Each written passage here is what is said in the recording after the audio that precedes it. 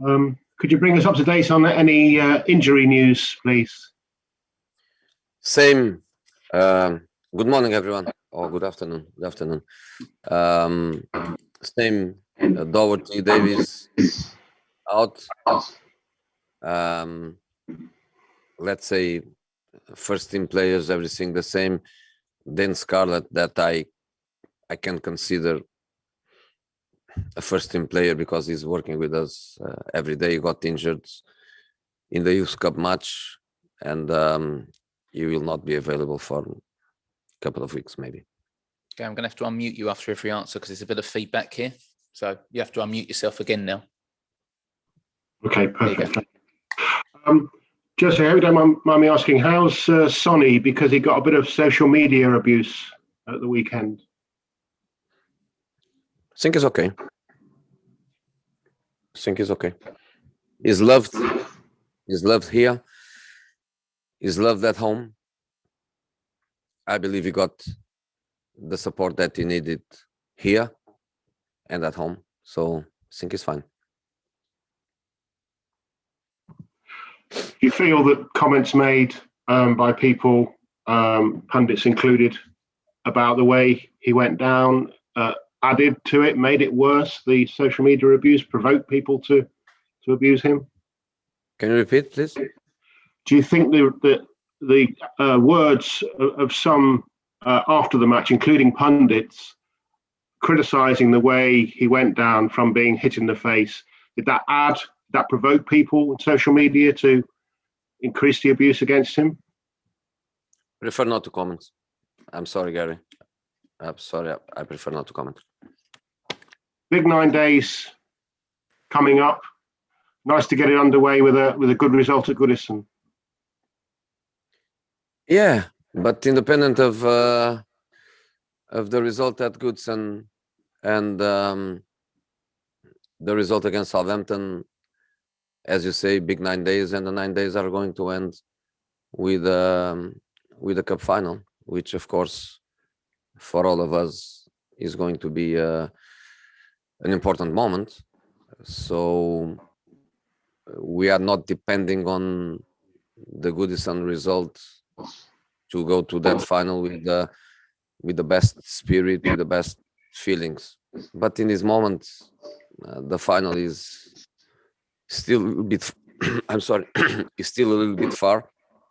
And of course, the Goodison match is very important. The distance between the two teams is very, very short. Of course, they have one match in hand in relation to us, but the distance is very, very short.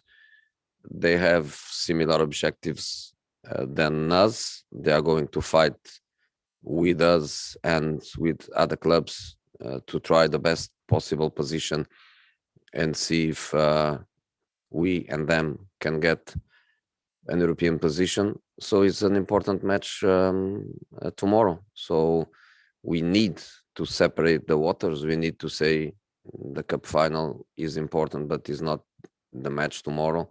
And we need to focus totally on a very difficult match. I know you've got a lot on your plate. I've been asked to ask you by my bosses, so I better do it.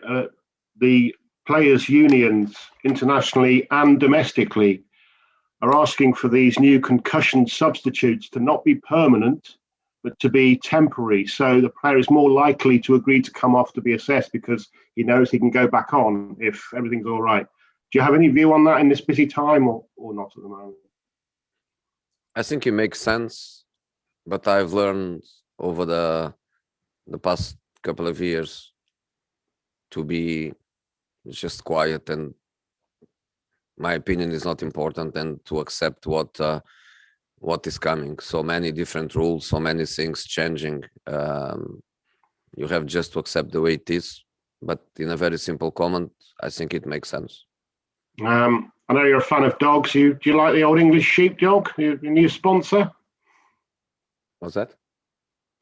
Dulux, their logo is an Old English sheepdog. I know you're a fan of dogs. They've unveiled the club today a new paint sponsor. Just wonder whether you'd seen it and what you thought of it. What's that? Don't worry about it, man. It's fine. No. It's fine. Leave it, mate. You crack on. Okay. Thanks, Gary. We'll go to Cheers. George. George. Thanks, Simon. Jose, hello.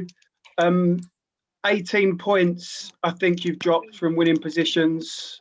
Can you expand? It sounded like you wanted to on Sunday as to why this has happened. I know why it happened. And I know also that you can look at it in a different perspective. A team that starts matches well and start winning matches means something positive. Means something positive that you like to forget. The positive aspect of that. But I agree with you in the sense of when you are in winning positions and you lose points from winning positions, there are also negative things side by side to it. But if you add them points on, you know, that really propels you up the league. What is the reasons? Why are the players, why does it keep happening again and again? That's what I'm not ready to discuss with you. I think it has to do with some of our qualities as a team, but I'm not ready to discuss with you. When will you be ready to discuss that? Maybe never. Okay, we're going to go to Ellie Gold. Ellie. Hey there, Jose. Hey. I noticed in the training photos this week, I know you often involve academy players in training, but there seems to be a lot of the development squad in this week. I just wonder if there was any reasoning behind that. We did a training session in different groups and with different, even in different pitches, and we were trying to develop different qualities. And to do that, we separate our players in different groups, and we need some young players to come and to help us on developing that training session. At the same time, it's not just about using them to try to develop our qualities, because every time they come to us is also a very positive experience for them. So the academy boss, Dean, is always very, very open. He likes to help us. He knows that we also help him, helping in the development of their players.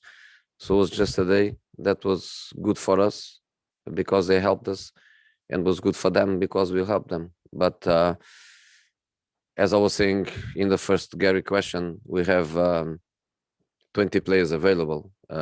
Out of 22, we have 20 players available. It's not a question of injuries or not enough players or taking these young players to the next match. No, is not about that at all.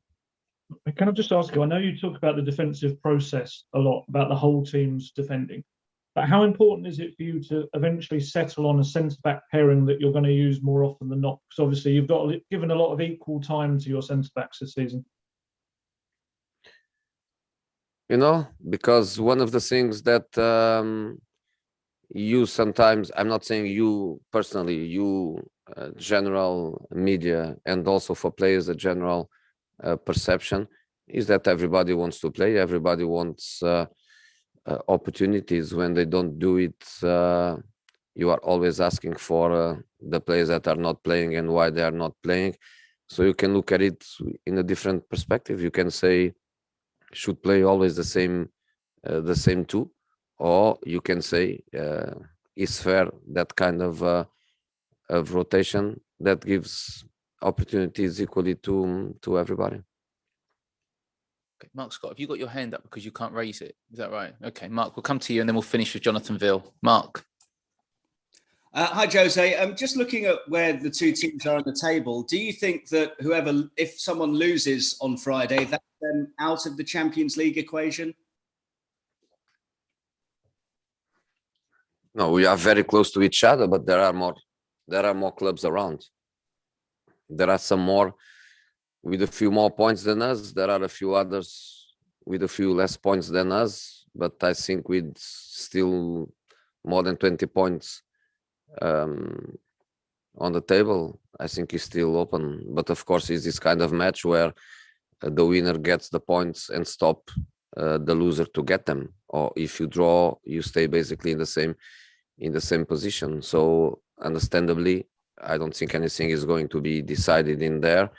But of course, if one of the two teams wins, gets an advantage that can be important in the direct duel, not in relation to all the others that are around, but between Everton and Tottenham, if one team wins, of course, gets an important advantage to the other. What have you made of Everton's season overall? Obviously, a little bit of a sticky patch recently, but overall, their campaign under Carlo, how do you think they're doing? I think they go in the right direction.